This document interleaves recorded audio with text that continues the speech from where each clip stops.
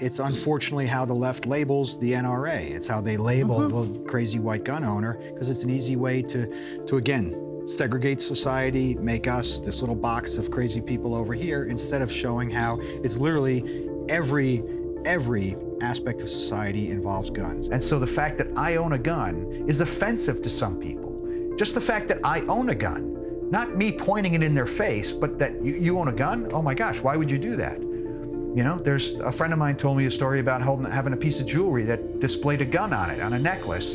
And she was assailed for having that, asked if she was in law enforcement or if she was a homicidal maniac because she was wearing gun jewelry. How ridiculous is that? That gun jewelry, like a real gun, doesn't hurt anybody without intent, malice, forethought, and the fact that somebody's pulling a trigger on that gun and pointing at somebody they shouldn't. That's when people get hurt with guns. And it's actually not the guns they get hurt with, it's the bullets. What about downtown Chicago, where their guns have been taken away from them, and these elderly people are in downtown Chicago right now in gun-free zones where they're scared to death and targeted. They're elderly. They have no way to protect their homes or themselves. So having one is the great equalizer. But unfortunately, it's not the guns, and they're not doing anything about the people with the guns.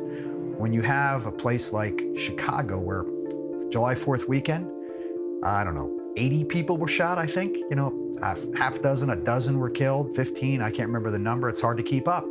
When you have a situation like that where gun control is very strictly enforced in Chicago, and yet somehow they're allowing criminals to have guns.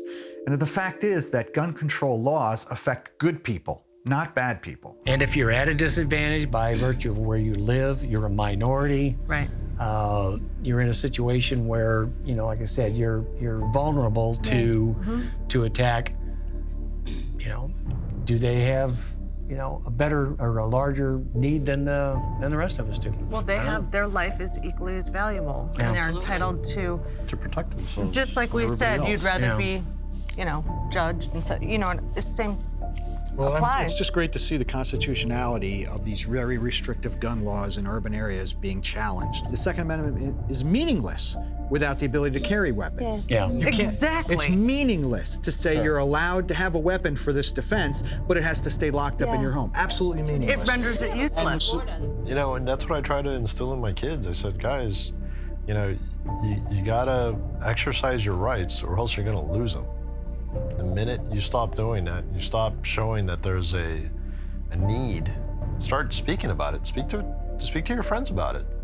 They don't have to be gun lovers. They don't have to be, you know, crazy about their guns and, you know, baby them. I mean, they just have to realize that the Second Amendment is not just for hunters. It's not just for sportsmen. It's not just for, you know, people that like to recreational shoot at targets.